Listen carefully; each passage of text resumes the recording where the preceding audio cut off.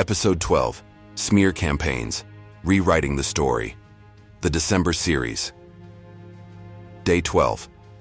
Smear Campaigns, Rewriting the Story You Left. You finally walked away. You finally chose yourself. You finally escaped the illusion. And you thought that was the end. But then you start hearing things.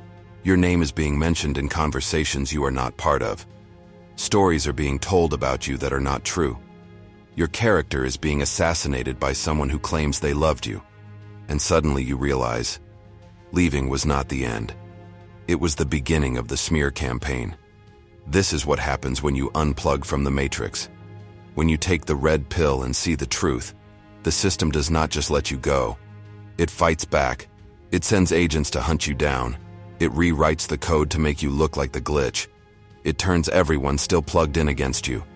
Because if you escape, you prove the matrix is not real. And the narcissist cannot allow that. A smear campaign is a calculated attack on your reputation. The narcissist spreads lies, half-truths, and distortions about you to anyone who will listen. Friends, family, co-workers, mutual acquaintances, even strangers on social media. The goal is simple. Destroy your credibility before you can tell your side of the story. Because the narcissist knows something you do not realize yet. Whoever tells the story first controls the narrative, and they have been telling their story long before you even knew there was a story to tell. In The Wizard of Oz, the Wicked Witch does not just send flying monkeys. She spreads fear. She makes sure everyone in Oz knows that Dorothy is dangerous, that Dorothy is a threat, that Dorothy is the villain who must be stopped, and the citizens of Oz believe it. Because the witch controls the narrative. She is loud. She is everywhere. She is convincing. And Dorothy? Dorothy is just trying to get home. She is not defending herself. She is not launching a counter-campaign. She is just walking her path. But the witch has already poisoned the well. This is what narcissists do. They poison the well before you even realize you are thirsty. Smear campaigns have a specific structure. First, the narcissist plays the victim. They tell everyone how much you hurt them, how you abandoned them, how you betrayed them, how you broke their heart. They cry. They collapse. They perform devastation. And people believe it. Because who would lie about being hurt? Who would fabricate pain? A narcissist would. Because their pain is not real. It is strategic. Second, they twist the truth. They take real events and distort them beyond recognition. You set a boundary? They say you were controlling. You called out their lies? They say you were verbally abusive. You went no contact. They say you ghosted them without explanation. They take your self-protection and frame it as aggression. They take your healing and frame it as cruelty. They take your escape and frame it as abandonment. Third, they project their behavior onto you. Everything they did to you, they accuse you of doing to them. They cheated. They tell people you were unfaithful. They manipulated. They tell people you were the manipulator. They discarded you. They tell people you discarded them. This is psychological projection, and it is devastatingly effective.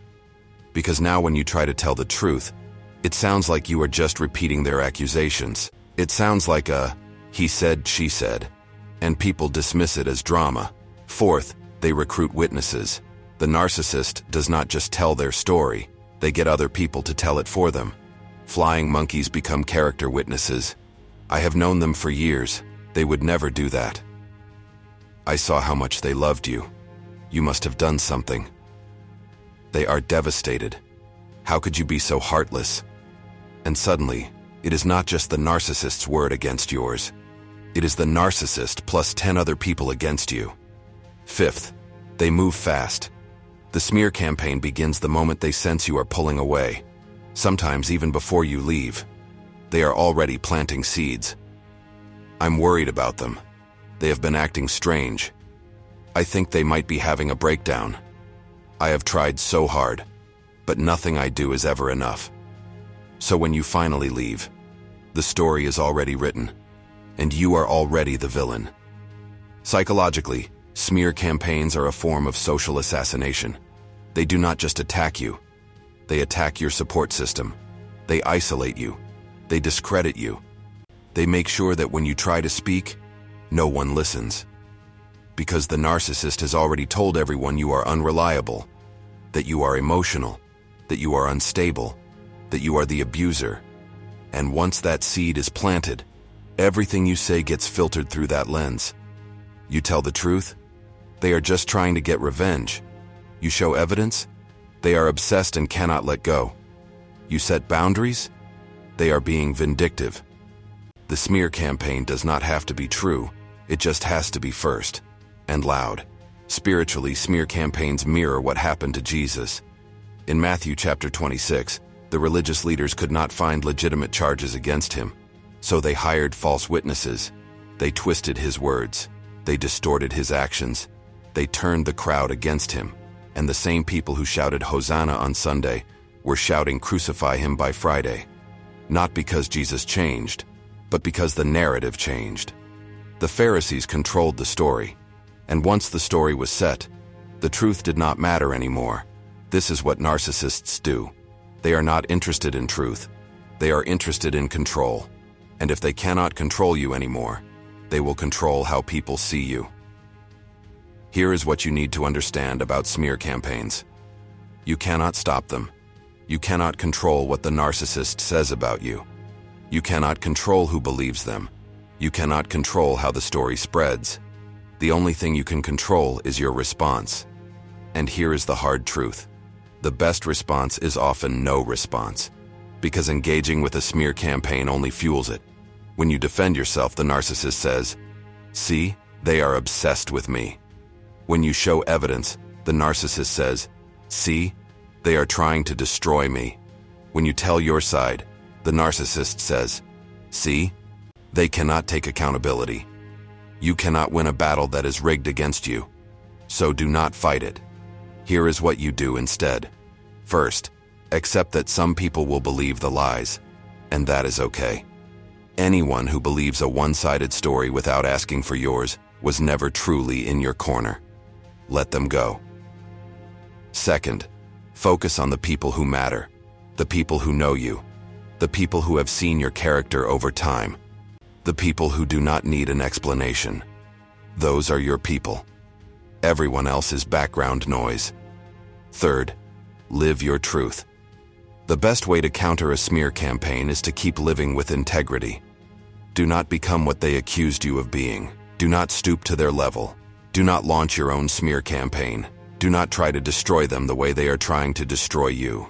Because the truth always comes out. Maybe not today, maybe not this year, but eventually the narcissist will do to someone else what they did to you. And when that happens, people will remember your silence. They will remember your grace, and they will realize you were telling the truth all along. Fourth, document everything. Not to post publicly, not to send to flying monkeys, but for yourself, and for legal protection if necessary. Screenshots, emails, texts, recordings where legal, because smear campaigns can escalate. And if they cross into harassment, defamation, or threats, you need evidence. Fifth, get professional support. Smear campaigns are traumatic. Watching people believe lies about you is devastating. You need a therapist who understands narcissistic abuse. You need friends who will not waver. You need a support system that keeps you grounded in reality. Because the narcissist is trying to make you doubt yourself again. They are trying to make you think, maybe I am the problem. Maybe I am the villain. Maybe I deserve this.